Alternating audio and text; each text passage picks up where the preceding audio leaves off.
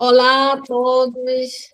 A gente tem agora aqui o grande prazer de receber o pastor Gilberto Celete pela segunda vez.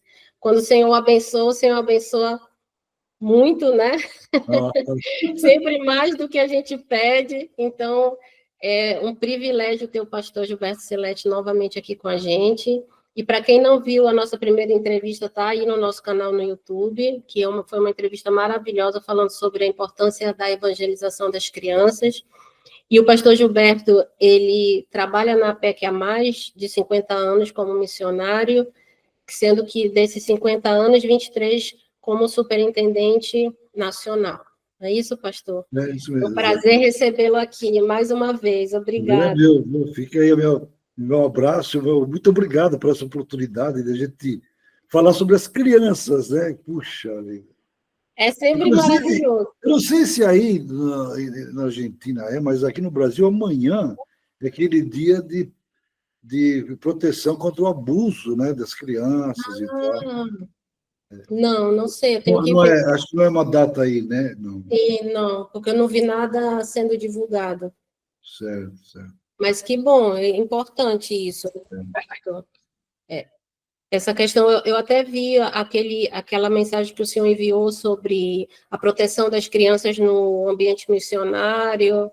Exato. Eu vi lá o link, vi do que se trata, e isso é realmente muito importante. E aí, hoje, nós vamos falar sobre o papel da família na evangelização das crianças, né, pastor? A gente sabe que os pais cristãos têm um papel muito importante na apresentação de Jesus para os seus filhos. E eu, às vezes, até mesmo entre os professores de criança e principalmente entre os pais, a pergunta, tem livros falando sobre isso, como que um pai pode saber o melhor momento de apresentar o evangelho aos seus filhos? E como apresentá-lo, né?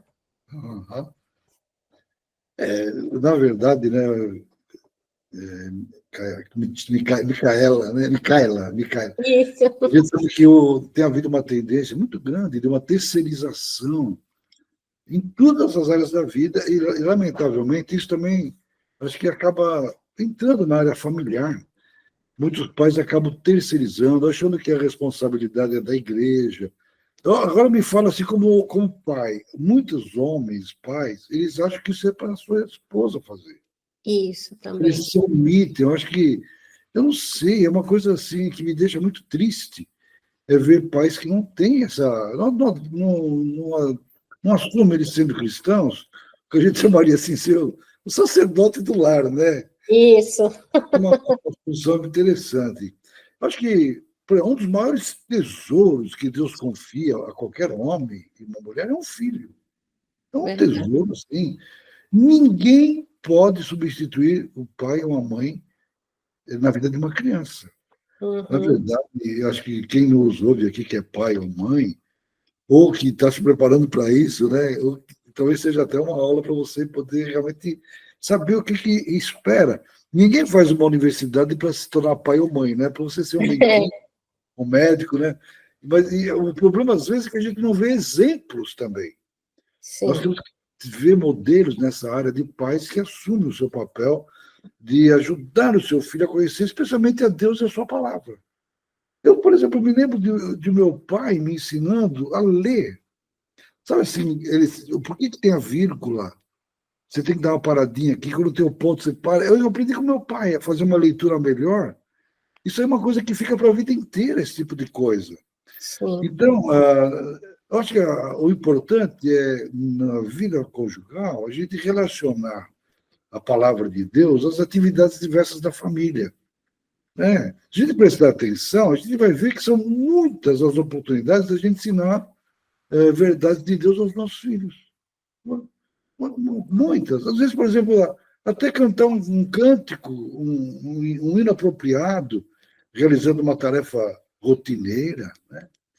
A gente pode conversar sobre a mensagem do hino, daquela. Eu me lembro também de certa ocasião, até no litoral, que na Praia Grande, estávamos passando férias, uma chuva muito forte, aquela coisa, né? Aí a minha mãe chamando a gente assim, depois cantando, né? Não temas, eu contigo estarei, não temas. Né? Então, são coisas assim que a gente tem que relacionar, aproveitar as oportunidades, conversar sobre as coisas do Senhor. Às vezes, quando a gente está indo para a escola, ou, na verdade, numa visita para alguém, indo para a igreja, fazer compras, um passeio. Na verdade, no caminho. Eu estou me lembrando aqui daquela palavra de Deus através de Moisés, né, que a gente deve inculcar os nossos filhos, Sim. andando pelo caminho, ao Uhum. tentar levantar, aproveitando cada oportunidade. Então, a gente pode ir mencionando, assim, sempre, certas realidades que fazem parte do conteúdo do Evangelho, mostrando, assim, o amor de Deus. Às vezes, uma fruta que a gente vai... por exemplo, você abre uma mexerica, quando as crianças são pequenininhas mesmo, você abre aquela mexerica, e às vezes a criança quer abrir, sente o cheirinho. Uhum. Quem fez a mexerica? Foi Deus, né? Foi Deus. Então, você abre assim, tira, experimenta, olha que gostoso, né? Fala assim, foi Deus, né? Fala, obrigado, Deus. Então, eles são pequenininhos, mas aquilo Sim. fica. São pequeninas coisas no dia a dia que a gente pode realmente admirar as maravilhas da criação, sempre que possível, observar uma paisagem, um pôr do sol. Hoje, na verdade, os lugares de passeio das famílias é shopping centers nas É. grandes cidades. Vamos ver um pôr do sol, vamos fazer um piquenique. A gente tem que voltar a alguma coisa assim de contato com a natureza. Eu acompanho muito as fases da Lua. Esses dias estavam os meus netos aqui em casa, a lua estava crescente, mostrando para eles como é que é. Ó, daqui a pouco vai ser a lua cheia. Olha que lua, olha que coisa bonita. Então, quem foi que fez? Aliás, com os meus filhos sempre foi assim. Quem fez a lua? Foi Deus. Quem fez o sol? Foi Deus. Coisa assim. Eu tenho um hábito também com os meus filhos, eu tenho três, né? A mais velha hoje está com 44, outro tem 42, outro tem 40. Eles eram uma escadinha, né? Mas assim, na hora de dormir, com cada um deles, quando era bem pequenininho, a gente ficava falando os atributos de Deus. Então, está deitado ali, fala, papai, Deus é justo. Deus é justo. Deus é amor, Deus é amor. Deus é onisciente, não sabe nem falar. Impotente, né? Vai falando. E ia falando. Meu, eles aprenderam os atributos de Deus assim na infância. E a gente também tinha um programa de culto doméstico que a gente usava, Conduzir os Pequeninos a Deus, era um material até publicado pela editora Fiel, excelente material. Tinha uma paisagem, uma cena, tinha um texto para você falar, e sempre tinha um cântico ou um hino para você cantar. Eu lembro que uma das vezes a gente falou que Deus era luz, o hino era aquele: se nos cega o sol ardente, quando visto em seu fulgor, quem contém. Eles nem sabiam, eram crianças pequenas, mas aprenderam. Santos, santos, aprenderam, era um momento que a gente aprendia. E eles usavam muitos cânticos da PEC, inclusive eles haviam pedido permissão, então eles usavam, até com permissão da PEC, usavam os cânticos também ali para. Então, são coisas que você tem que fazer com as crianças. Há muitos motivos para a gente agradecer a Deus. E quando tem os problemas, que está Claro. doente, que machucou, alguma coisa assim, tem alguma pessoa da família com dificuldade, eles precisam ver isso. Hoje pela manhã, eu participei de uma reunião de pastores na Sociedade Bíblica do Brasil. Uhum. E o pastor que foi convidado para trazer um devocional, ele é um pastor ainda jovem, mas ele dizia que quando menino, eles moraram nos fundos, na casa do avô, e ele lembra do avô sempre na cozinha com a sua avó orando. E coisas que ele foi aprendendo, só de observar, o pai dele também era cristão, o avô dele não era nem alfabetizado, mas ele era um conselheiro, pregava, o pai também. Então ele foi crescendo naquele ambiente onde, na verdade, era a presença de Deus era sentida. Eu acho que isso nós temos que voltar a trazer para dentro dos nossos lares, né? E quando tiver um acontecimento realmente doloroso, a gente reagir com atitude de confiança em Deus. Por exemplo, já aconteceu uma batida do automóvel. Uma vez nós estávamos vindo do Rio de Janeiro, eu morei 7 anos no Rio de Janeiro, vindo para uma conferência em São Paulo. A gente acabou de subir a Serra das Araras, era uma estrada de curva, 2 pistas, e houve um momento lá que uma das rodas do carro que estava, ele saiu fora. E, graças a Deus, era uma curva de uma forma que o carro, em vez de ir para a pista ao contrário, foi para o meio do mato. Porque se fosse ao contrário, inclusive quando a polícia rodoviária chegou lá para nos socorrer, etc., ele falou, olha, Deus salvou vocês. Porque se fosse ao contrário, você pegaria um carro, um caminhão de frente. Então, essas coisas, às vezes a reação da gente é ficar xingando. Não, mas sabe quando a gente para, agradece a Deus, que está todo mundo bem.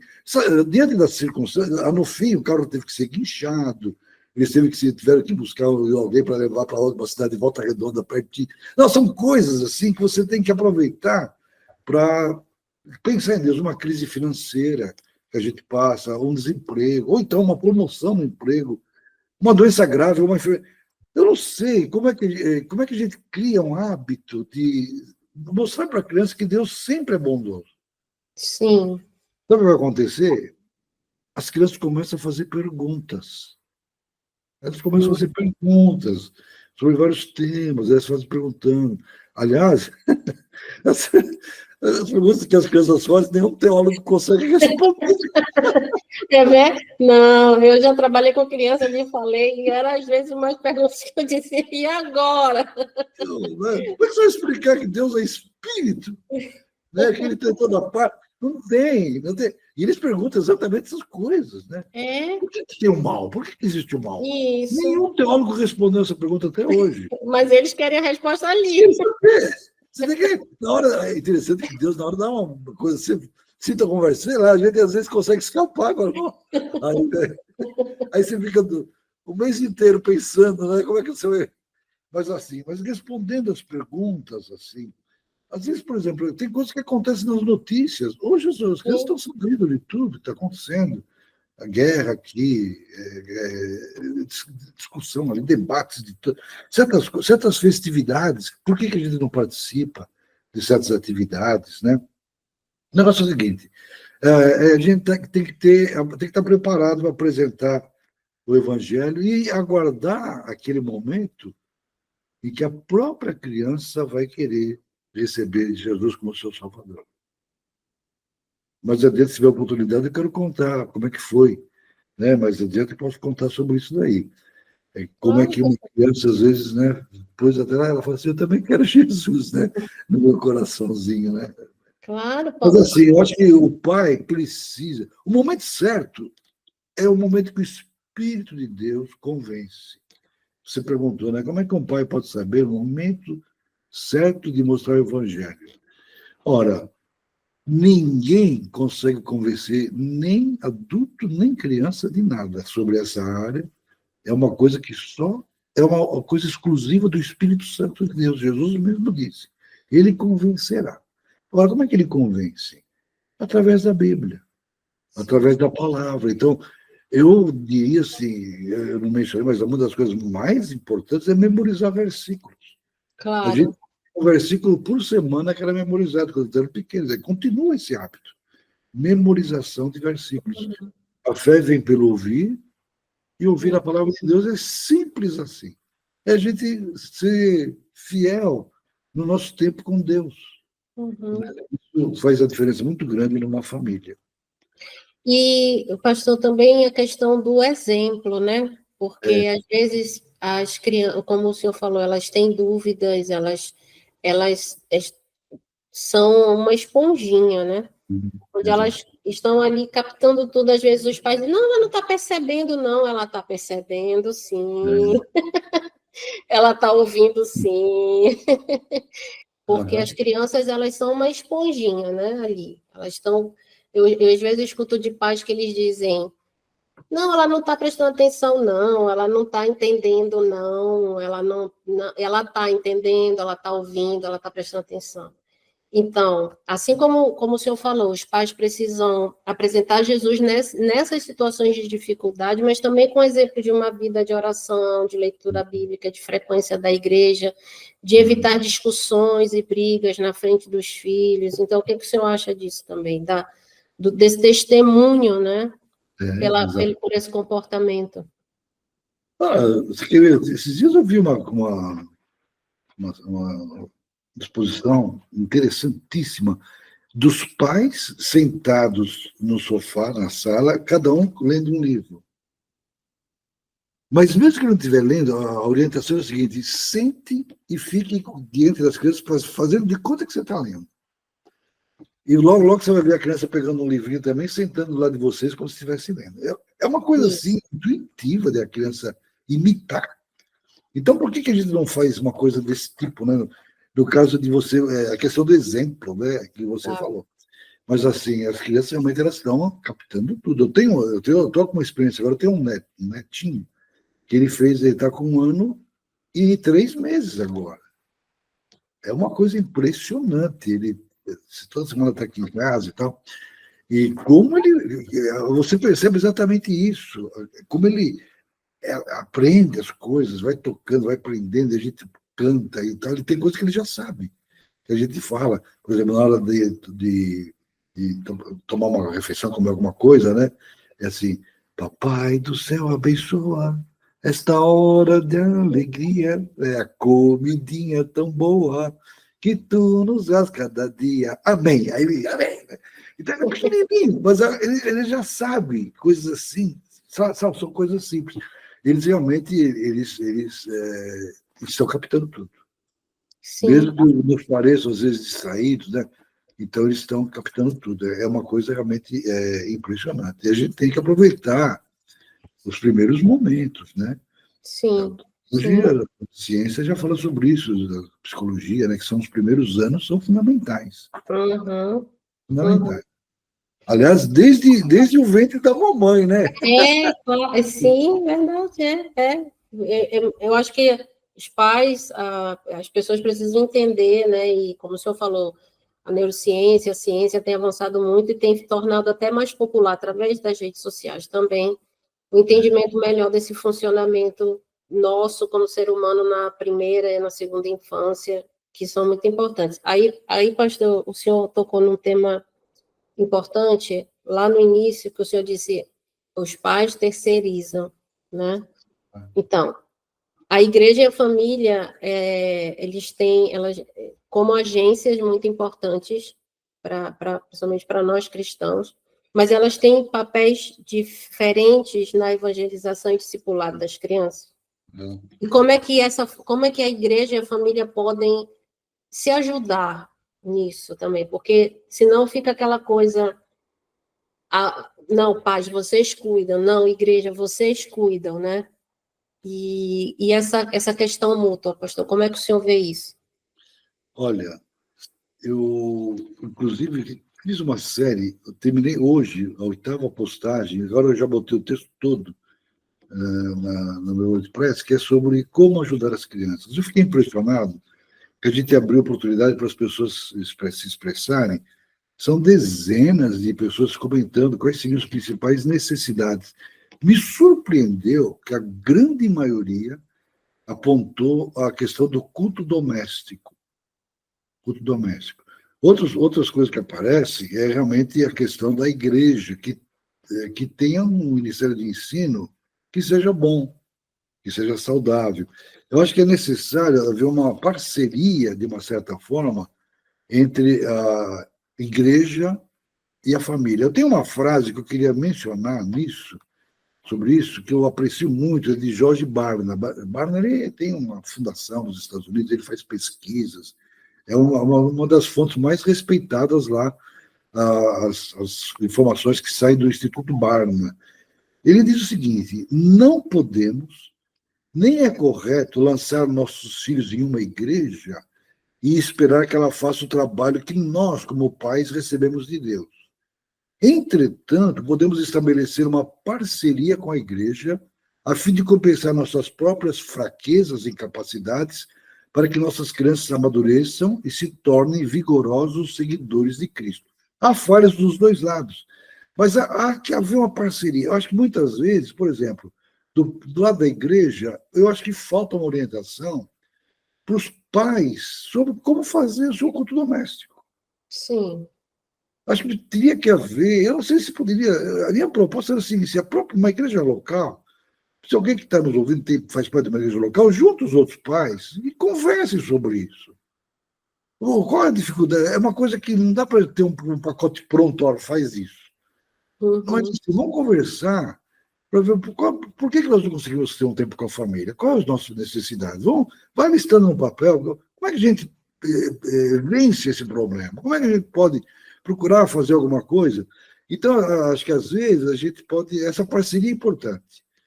E como nós, como pais, podemos também ajudar a própria igreja local no ministério com as crianças. Mas, assim, são papéis distintos.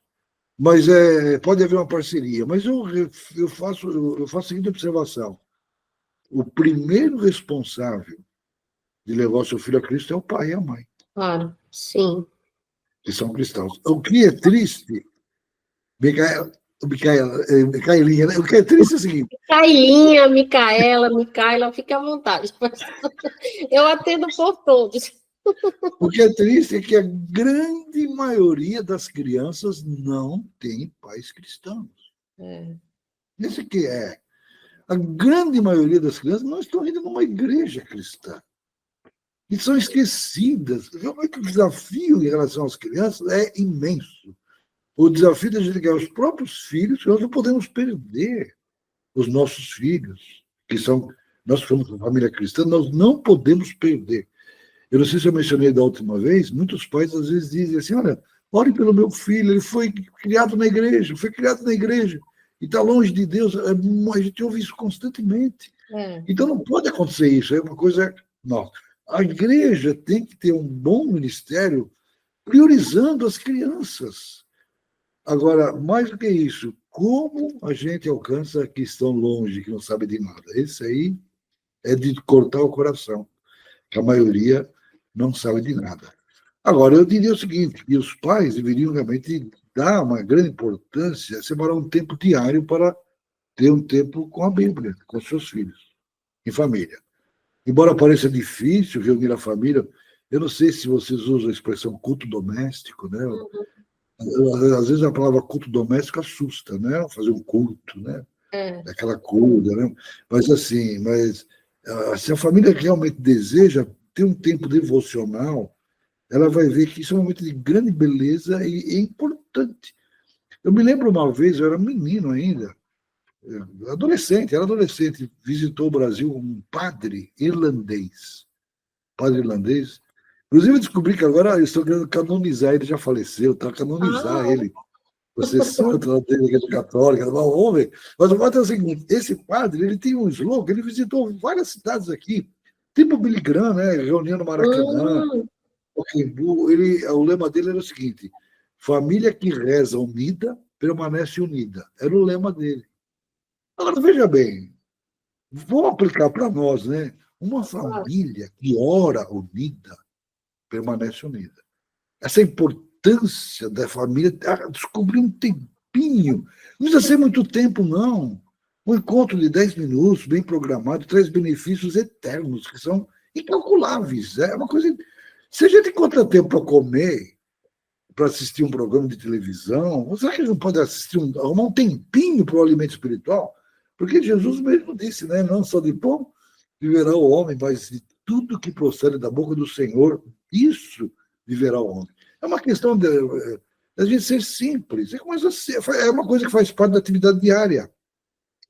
E se tiver alguém visitando a nossa casa aquele dia, alguma pessoa, naquele momento, a gente não precisa pedir desculpa para as visitas, porque eu vou fazer um tempo de funcionar. Aquela parte é a nossa vida, aquela lá. Ser breve, não é um culto de 1h30, é uma coisa, não é uma prática da igreja, isso é uma coisa natural. A gente não sai do mundo na hora de estar junto com a família orando, a gente só reconhece, Deus está conosco aqui nessa hora. Ser informal, não precisa mudar o tom de voz, nem seguir uma liturgia de nada. E a gente ser criativo, né? Às vezes, para as crianças pequenas, fazer uma dramatização, se esconde atrás do sofá, como se fosse a ovelhinha perdida, você vai procurar a ovelhinha, traz, cadê a ovelhinha perdida? Traz aqui no ombro e tal. Toda criança pequenininha vai querer ser ovelhinha para ser levada pelo.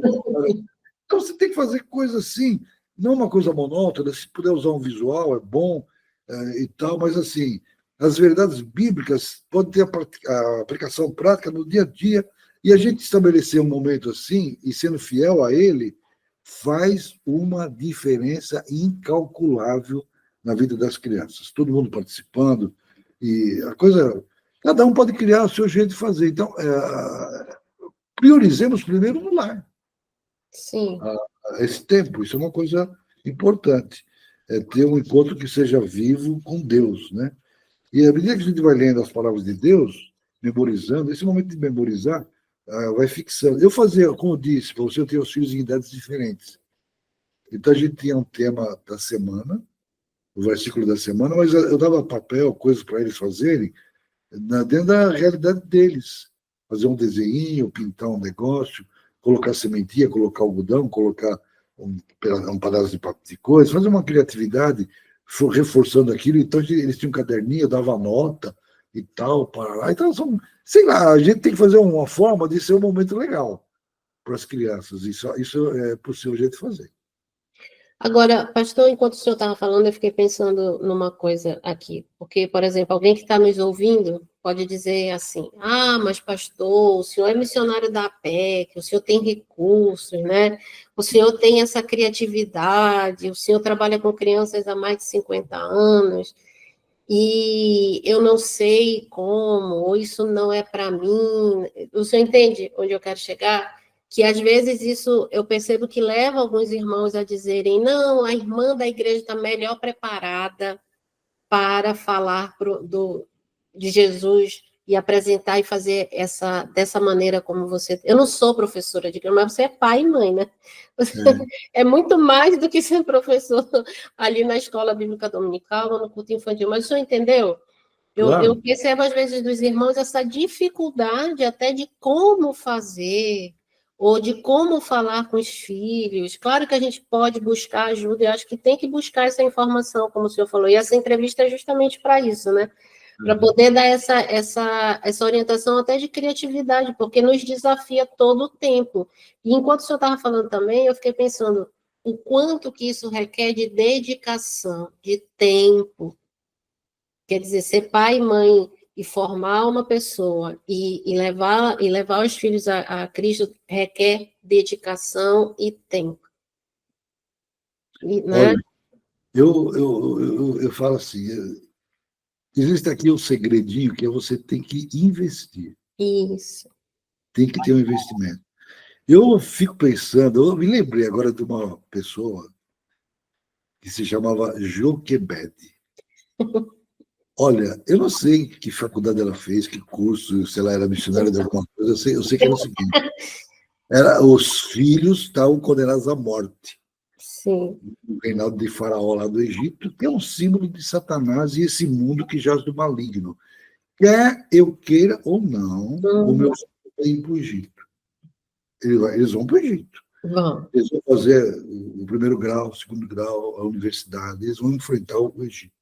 Aliás, a gente lê que Moisés ele foi educado em toda a ciência do Egito. Nos primeiros anos dele, eu quero muito conversar com a Joquebede para saber o que ela fazia.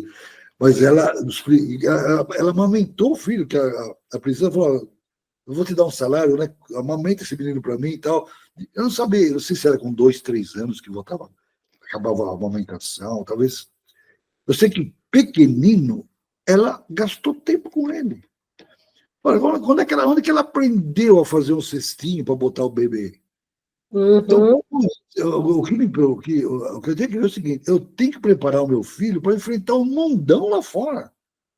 Isso. E se eu não der, por que eu dou para ele plano de saúde, eu dou boa alimentação, eu quero que ele tenha a melhor escola, aquele que ele aprenda judô, aprenda inglês, aprenda não sei o quê, e a Bíblia eu não vou ensinar? Isso.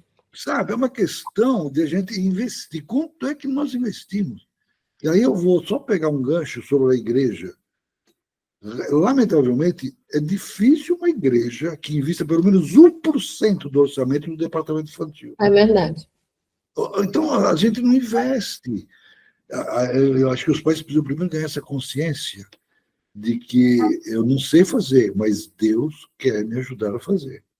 A gente tem que depender de Deus, e Ele vai dar a criatividade. Aliás, todos nós somos muito criativos para fazer milhares de coisas. E por que não para ensinar um versículo bíblico para as crianças? Elas fazerem quadrinhos, elas podem até fazer quadrinhos para pendurar na parede com os versículos que elas fazem. Entendeu? A gente, sabe uma coisa que a gente fazia? Ninguém aqui é músico nem nada. A gente pegava um versículo e fazia música. Olhos para os montes, de onde me virá o socorro. O meu socorro vem do Senhor. É uma música ruim, mas foi feita em casa. O molecada fazia, cada um fazia uma parte, eles cantando. Eles vão cantando, eles vão inventando a música. A questão é realmente a gente ter certeza de que lâmpada para os nossos pés é a palavra do Senhor e luz para o caminho. E o nosso pequenino, enquanto está conosco, ele não pode, a gente não pode perder essa oportunidade de levá-lo realmente a conhecer a palavra de Deus e guardar no coração. E isso eles gravam. Eu não sei você nasceu também no lar cristão, né? Quanta coisa que eu sei hoje, eu aprendi quando eu era criança. E sim. Ensina a criança no caminho que deve andar. Hoje, às vezes, acho que uma falha que nós temos, a gente pensa que é colocar uma sementinha para que no futuro dê resultado. Não, ela tem que dar resultado já. E a criança, ela mesma tem o seu encontro com o Jesus. Então, acho que a gente às vezes cria desculpa, que não precisa criar. Por isso que é uma coisa simples de se fazer. Por exemplo, você vai contando, você vai lendo a Bíblia e as crianças vão memorizando, vão dramatizando. Porque se faz parte do dia a dia dela, introduzido isso desde muito pequena, isso já vai fazer parte. Não é uma coisa que vai ser natural para ela isso. Sabe qual é a vantagem para a família? Quando a família faz isso, primeiro, a unidade da família. Na verdade, é na presença do Senhor em oração que a gente tem verdadeiros momentos de comunhão e refrigério e consolo. É muito importante. Há uma purificação na família. Por quê? A gente acaba aprendendo a rejeitar conceitos errados. A gente, às vezes, é um momento que a gente o pai peca e precisa pedir perdão. Precisa pedir perdão. A gente, às vezes, faz coisas que não. Por exemplo, eu lembro quando eu pegava ônibus, às vezes crianças, a gente não queria que pagasse a passagem, e mentiu a idade da criança para ela poder passar por baixo da catraca do ônibus. E quando depois você tem que chorar diante da criança e falar, eu pedi perdão. O papai fez uma coisa que eu roubei. Não era certo fazer aquilo. Sabe esse tipo de coisa? A criança aprende ali mais do que 10 sermões. Uma coisa assim. Então, a purificação, a gente pode pedir perdão, porque às vezes até gritou com a criança, ou fez alguma coisa. Você falou de um exemplo, às vezes não discutir, mas a gente peca. Olha, eu descobri que os maiores santos de Deus não são os que não pecam, mas quando pecam, confessam. É de confessar. Ninguém é perfeito, pelo contrário, cada vez mais. Aliás, quanto mais perto de Deus a gente vai chegando, mas a gente vê como a gente tem falhas. Né? Mas a família vai crescendo em santidade. É nessa hora que há salvação na família. É impressionante. Eu vou contar agora da minha filha mais velha. Ela gostava muito que eu contasse a história do Noé, do dilúvio.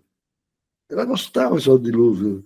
Aí tem os animaizinhos, então a gente falava, mencionava os anta, a capivara, o leão, a girafa, né, o tucano, o macaco, vai e contava. Então, e era dois de cada tipo, né? E só Noé, a sua esposa e os seus 3 filhos, Sem, Cão, Jafé e tal. E como que todo aquele povo veio o dilúvio, todos queriam entrar na água. Aquilo eu contei de tantas formas. Eu vou confessar, eu já não aguentava mais contar aquela história, que ela só queria ouvir aquela história. Às vezes eu trazia uma outra história, minha esposa, ela dizia, papai, conta a história de Noé. Você não contou a história de Noé. Teve um dia, ela tinha 3 anos. Eu contei a história, e aí estou saindo do quarto, ela dormia no beliche em cima, a Keila, que era a caçula, a Débora, dormia embaixo. O Felipe não tinha nem nascido ainda. E aí ela falou, pai, eu não quero ser como as pessoas da época de Noé, eu quero Jesus no coração. Tinha 3 anos. Eu falei, por que você quer Jesus? Ela falou, eu faço muitas coisas bem. O que você faz? O judio da Keila, olha. Eu briguei com o Cristiano, um vizinho que ia brincar no quintal. Eu desobedeço o papai e a mamãe. E ela começou a chorar. Eu falei, namorando, eu falei, 3 anos, miserável pecadora. Quem é que convence do pecado? E ela disse assim, papai, me ajuda. Eu falei, você mesmo vai falar com Deus. Ela fechou, Senhor Jesus, limpa o pecado no meu coração. Hoje ela tem 44. Sabe, eu nunca tive problema com minha filha nenhum. De coisa dela, sabe? Mas ela foi dentro de culto doméstico. A minha segunda filha era terrível. A Sheila nem parecia que era filha de missionário, sabe? Porque era tremenda. Era um negócio da igreja, sabe? Era um problema. Um dia, ela estava na nossa casa, eu tinha levado a Débora para aula de piano, pela manhã, e ela estava com as bonequinhas assim na sala, fazendo como professora, dando aula para as bonequinhas, várias bonequinhas assim, bichinho, coisa sentada. Minha esposa estava na cozinha, ela que me contou depois o que aconteceu, e ela então com as bonequinhas, quem quer receber Jesus no coração hoje? Levanta a mão. Imagina que ela ouvia sempre, né? Ela estava lá, quem quer receber Jesus hoje? Aí a minha esposa saiu correndo lá, estava fazendo alguma coisa no fogo, ela falou, quem lá? Está vendo aqui? Ela falou, tá vendo? Você escuta seu coração, escuta bem. A gente tem coração, mas aqui a boneca não tem coração de verdade. Ela não pode ter Jesus. Só nós podemos. Então, você já tem? Eu não. E aí, você não quer receber Jesus hoje? Pois olha, naquele dia que ela queria converter as bonecas, ela... E no caso dela, que era uma menina terrível, a gente percebeu a mudança na vida dela, tremenda. Ela também ia ter 3 anos também. O Felipe é a mesma coisa. Todos eles, a experiência foi no ambiente de culto, de família. Então, a família se fortalece, há uma autenticidade na família, é uma coisa impressionante. Eu desafiaria os pais a realmente colocarem isso. Aliás, Micaela, esses 8 estudos que a gente fez sobre o assunto, apareceu tanto a necessidade de culto doméstico. Eu já fiz uma pesquisa, não faz muito tempo, eu descobri uma coisa que me deixou muito triste. De cada 100 famílias cristãs, apenas 6 têm o hábito de fazer regularmente. Então, 94% não fazem. Então, isso é um dado triste. Como eu mencionei, essas últimas mensagens que eu soltei toda semana, de sexta-feira, o que apareceu mais destacado na necessidade dos cristãos, com quem eu tenho contato, é a questão de culto doméstico. A gente pretende até fazer uma série sobre esse assunto. Sim. Assim, dá umas dicas sobre culto doméstico, é uma coisa realmente assim, é uma falha grande. Olha, é uma espécie de apostasia. Nós estamos vendo um momento, se a gente pudesse tratar desse assunto, é uma apostasia generalizada, que começa em nós mesmos. A gente fica tão preocupado com as coisas desse mundo, tanto é que você vê hoje muitos pais já mandam a criança para a escolinha desde pequenininha, as crianças passam o dia inteiro na escola. A gente realmente está tão preocupado de manter o certo status social, não sei o que acontece. E, na verdade, é uma coisa assim... Eu sei que os dias são difíceis, realmente, e a gente tem pouco tempo com os próprios filhos. E, às vezes, chega em casa com tantas coisas para serem feitas e tal, as atividades, não tem tempo. E é mais fácil colocar na mão da criança um celular, um smartphone, e as crianças estão sendo influenciadas assim mais pelas mídias do que pelo próprio contato presencial. Isso é uma coisa que está acontecendo. Então, Claro. a gente tem que voltar a lembrar que nós somos peregrinos nesse mundo, aqui não é nosso lugar. Uhum. E pegando o gancho, o senhor até estava falando sobre que as irmãs da Escola Bíblica Dominical preferem dar aula secularmente do que na igreja, né? É porque, às vezes, as crianças são mais reverentes, não têm muito interesse, amor, as coisas de Deus. Então, por quê? Porque em casa isso não é valorizado. Uhum. Acho que é uma das causas, né? Não seria a principal delas, mas é uma delas. E essa questão da apostasia, pastor, o senhor acha que a família mudou, família cristã? Eu lembro que quando eu era adolescente, essa questão do culto doméstico era uma coisa muito mais falada, inclusive enfatizada, né, na igreja, para que as famílias fizessem. A gente escutava mais irmãos comentando como foi, como faziam, e o impacto disso na família. Não só nessa questão da falta do culto doméstico, a sua pesquisa, infelizmente, demonstrou que realmente não está sendo feito, mas o senhor vê em outros aspectos mudanças na família cristã hoje? Há muitos aspectos. Ó, depois da Covid, então, a questão da própria participação nas reuniões na igreja, né, caiu tremendamente. O pessoal quer ir numa reunião única. Né? O pessoal hoje, muitas igrejas estão. Eu tenho várias igrejas que só tem uma reunião só no domingo, uma só. Não tem, só tem à tarde. Né? E tem, a coisa. É um esfriamento, assim. Houve um esfriamento. E por mais que as pessoas queiram fazer algo online, não é a mesma coisa que você abraçar alguém, apertar Claro. Uhum. e conversar. Então, há um esfriamento. A gente realmente tem dado outras prioridades. Tem coisas que realmente vão mudando, né? Sem dúvida. A gente talvez tem que ver como encontrar outros meios. Algumas igrejas têm feito aqueles pequenos grupos, né, para procurar Sim. minimizar, né, alguma coisa nesse sentido. Mas há um eu não sei, a gente tá deixando de ser bíblico naquilo que faz. Né? A gente parece que ser bíblico é ser ultrapassado. Isso. Né? Então, é uma coisa realmente impressionante. Houve uma campanha aqui no Brasil também, da Convenção Batista, muito importante, que era Lares Fortes e Igreja Forte, né? Uma coisa mais ou menos assim, né? Fazer um lar saudável e tal. Então, às vezes, precisaria haver vamos dizer assim, um avivamento é o que nós precisamos, um avivamento espiritual, de a gente voltar a ter prazer na Bíblia. Eu diria assim, temos que nos apaixonar pela palavra de Deus. Tem que voltar ao primeiro amor. A palavra tem que prazer. Bem-aventurado aquele que não se aceita na roda dos escarnecedores, né? Anda no caminho dos ímpios e tal, mas tem o seu prazer na lei do Senhor e nela medita de dia e de noite. Isso aqui é fundamental. Buscar a palavra. A gente percebe também na própria questão do louvor. A gente tem se afastado. Hoje nós não temos tantos louvores que são de conteúdo, que ajudam você a crescer espiritualmente. É uma coisa muito mais assim, sabe? Superficial, às vezes. Não sei se é uma coisa muito mais simplória, se repete muitas vezes a mesma coisa. E aquilo lá, eu não sei se aquilo realmente, aquela repetição contínua de várias frases, aquilo não é saudável.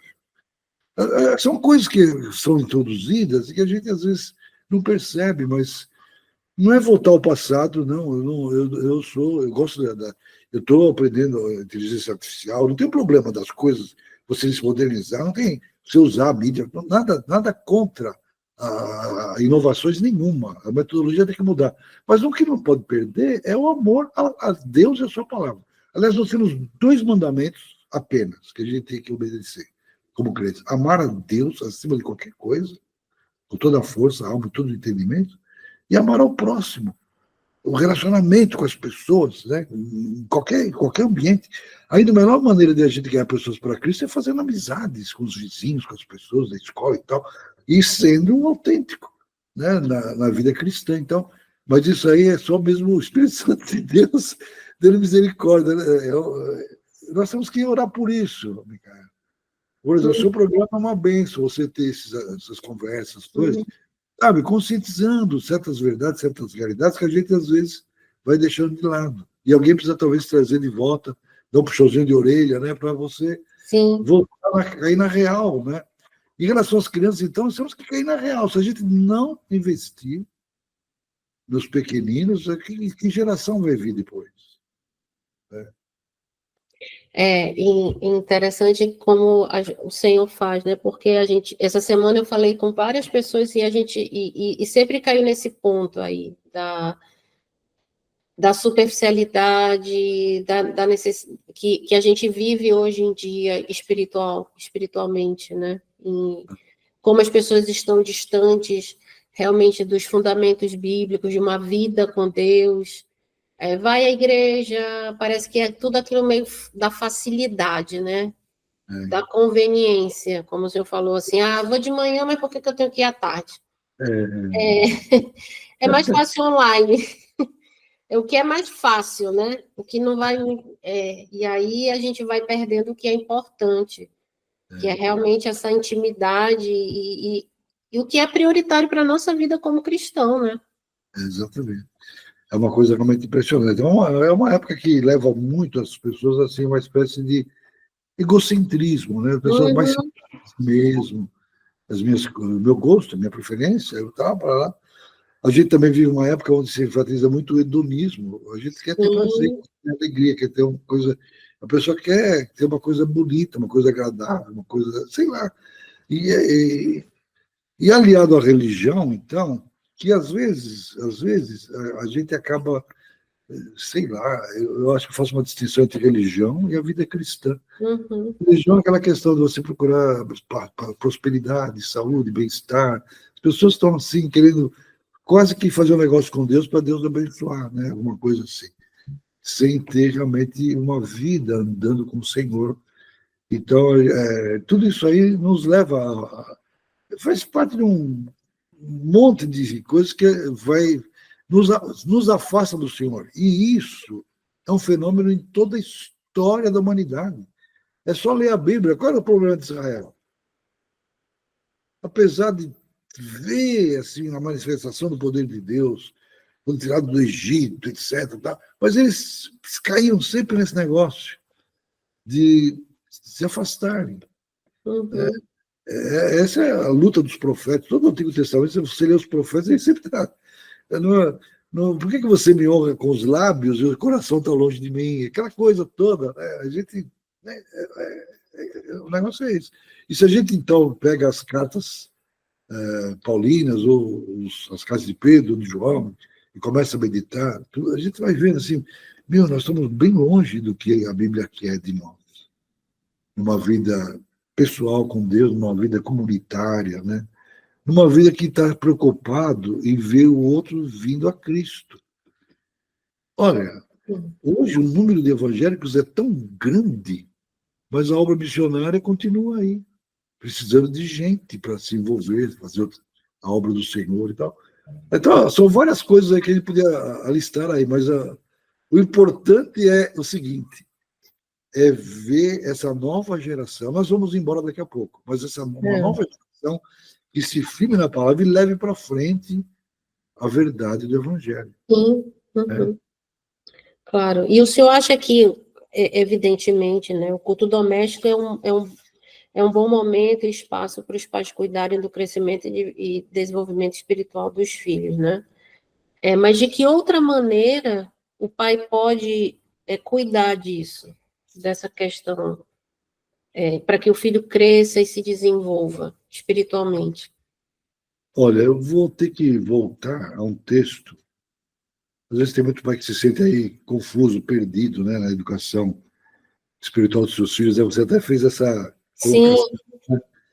Eu retornaria ao texto de Deuteronômio, capítulo 6. Versículos de 1 a 9. Não vou ler o texto todo, aquele texto que fala que somos desafiados a inculcar a verdade no coração dos nossos filhos. Mas ele diz assim: estes são os mandamentos e estatutos e juízos que mandou o Senhor teu Deus se te ensinassem, para que os cumprisses na terra a que passas a possuir, para que temas ao Senhor teu Deus e guarde todos os seus estatutos e mandamentos que eu te ordeno, tu, teu filho e o filho do teu filho. Então aqui até o avô precisa entrar nessa. É tu, o teu filho e o filho do teu filho, todos os dias da tua vida, que os teus dias sejam prolongados. Ouve, pois, ó Israel, e atenta em os cumprires, para que bem te suceda e muito te multipliques, tal, tal, tal. E qual é o mandamento? Olha, são 3 coisinhas que eu queria pontuar assim. O Senhor nosso Deus é o único Senhor. Aí a ordem é: amarás, pois, o Senhor teu Deus em todo o teu coração, com toda a tua alma, com toda a tua força. Primeira coisa, amar a Deus. Segure. Estas palavras que hoje eu te ordeno, né, aqui, você vai inculcar no coração. Né? Você guardará no coração. Elas estarão no teu coração. E aí, então, tem a terceira. Tu as inculcarás a teus filhos, e delas falarás assentado em tua casa, andando pelo caminho, ao te deitares, ao te levantares, etc. Então, parará. Versículo bíblico na parede, num portal, né, na fronte, na mão, uma coisa assim. É uma vida vivendo à luz da Bíblia. Aí, essa sequência tem que ser observada. Veja bem. Primeiro, amar a Deus.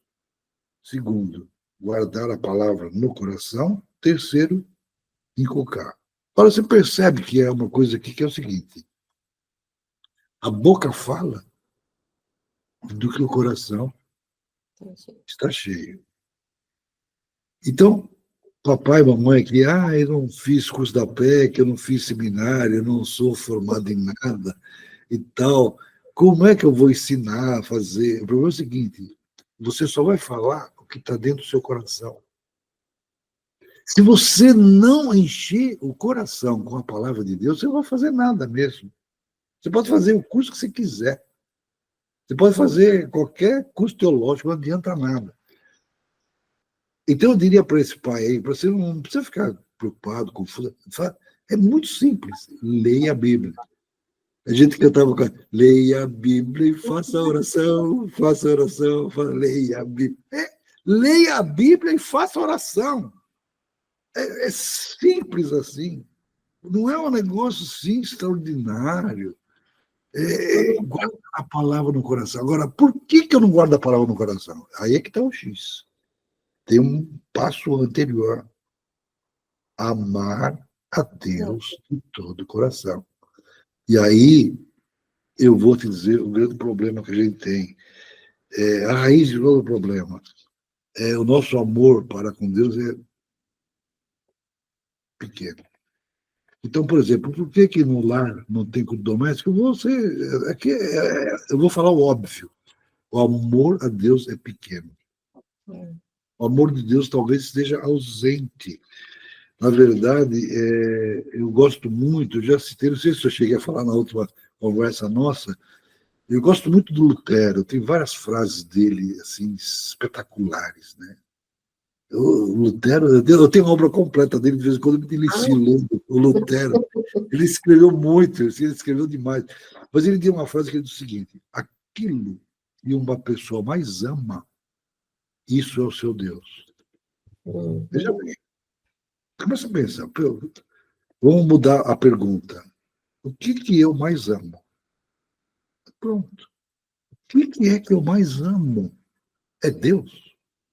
E se eu for sincero, eu vou ter que descobrir que não. Essa afirmação de Lutero mostra qual é a raiz da nossa dificuldade de ser bens para os pequeninos. Seja como pai, como mãe, seja até numa igreja local. Aliás, a nossa vida toda, nós temos outros deuses ocupando espaço no nosso coração. Sim. Nós temos coisas que a gente ama mais do que a Deus. É aquilo que você acabou de falar. O meu conforto, eu vou só uma vez. Eu quero, sabe, eu tenho outras prioridades. Isso. Eu tenho outras prioridades. A minha prioridade não é Deus. Não é Deus na minha vida e na minha família. A minha prioridade é conseguir pagar a dívida do carro, da casa. A minha prioridade é financeira. A minha prioridade, às vezes, eu gosto de outras coisas. Às vezes pode até não ser uma coisa ruim. Mas, por exemplo, será que às vezes a gente gosta tanto de música? Antes de eu entrar aqui com você, eu estava ouvindo o Luigi Boccherini, que ele tem músicas lindas, da época da Renascença. Eu gosto demais de música. Vivaldi, Bach, Beethoven, Mozart, eu me delicio. Eu tenho os pacotes com CDs. Uma vez eu tive que chorar e quase que arrebentar tudo, porque o meu Deus era música. Eu amava mais a música do que Deus. Não pode. Entendeu? Ou então a literatura, livros, gostar de livros. Mas eu tive um problema, eu vou confessar para você que isso aqui é o seguinte, eu amava mais o trabalho que eu fazia para Deus do que Deus. Parece ridículo, mas sabe, você ama tanto o que você faz, e que você fala, pô, mas se eu amasse a Deus tanto quanto eu amo o que eu faço, seria diferente.